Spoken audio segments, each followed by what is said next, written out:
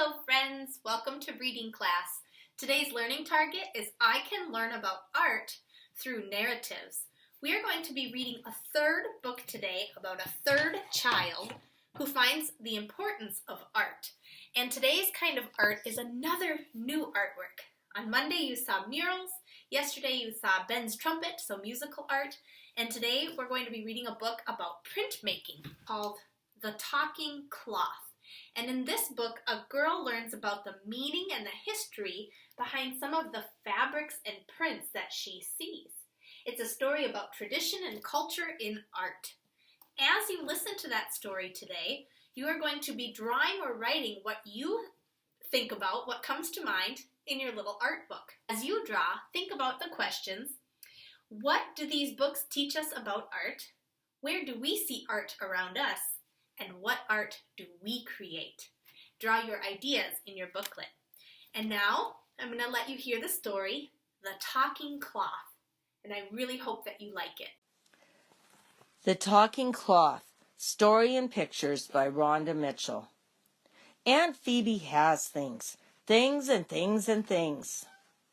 A collector of life, Mom calls her.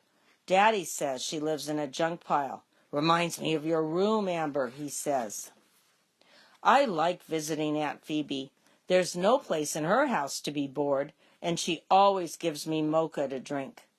Daddy says it will stunt my growth. Aunt Phoebe tells him mocha is named after a city in Yemen, and this child just grew an inch or two inside for knowing that. Aunt Phoebe knows things. She tells me stories about her collection of life each time we visit. I sip hot mocha and listen, imagining all the people and places she has seen. Today we sit in her kitchen and she tells about the basket of folded cloths in the corner. I bought these in Africa, she says. Daddy laughs. I figured that was laundry that you hadn't put away. Aunt Phoebe smiles and takes the cloth from the top of the basket.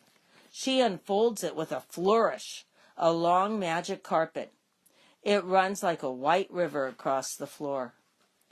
What do you do with such a long cloth? I ask. You wear it, said Aunt Phoebe. It tells how you are feeling. This cloth talks. How can it do that? By its color and what the symbols mean, Aunt Phoebe tells me. This is a Dinkra cloth from Ghana. It's made by the Ashanti people, and at one time only royalty wore it, she says.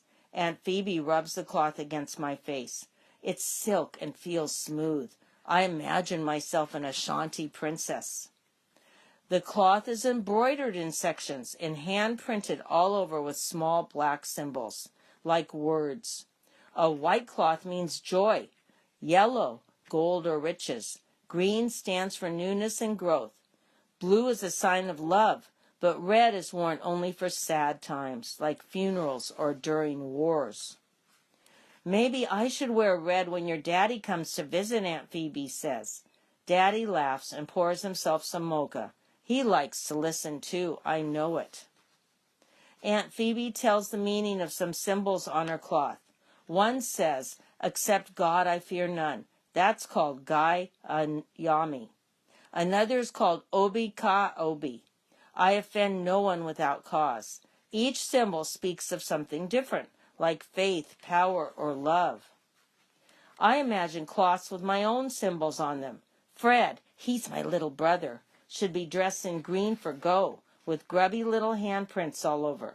Everyone can see what kind of mess that kid is. Aunt Phoebe's little brother is my daddy. Let's see, she says. Guess we could wrap him in gray pinstripe cloth for seriousness, with squares on it. We all laugh, imagining that. I ask if I can put on the Dinkra cloth.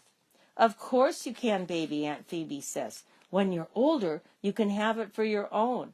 She wraps the Dinkra 3 times around my waist, then across one shoulder. And still it drags on the ground.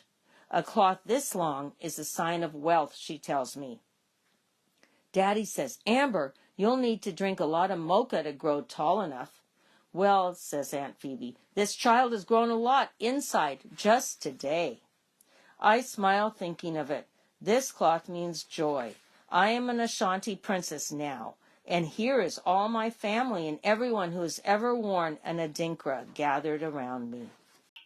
I hope that you enjoyed the story. I especially liked the pictures on these 2 pages that really show the prince in the talking cloths. So now draw your reader's response in your notebook and then head to the next video to learn about our new reading superpower. All right, readers, you're doing good.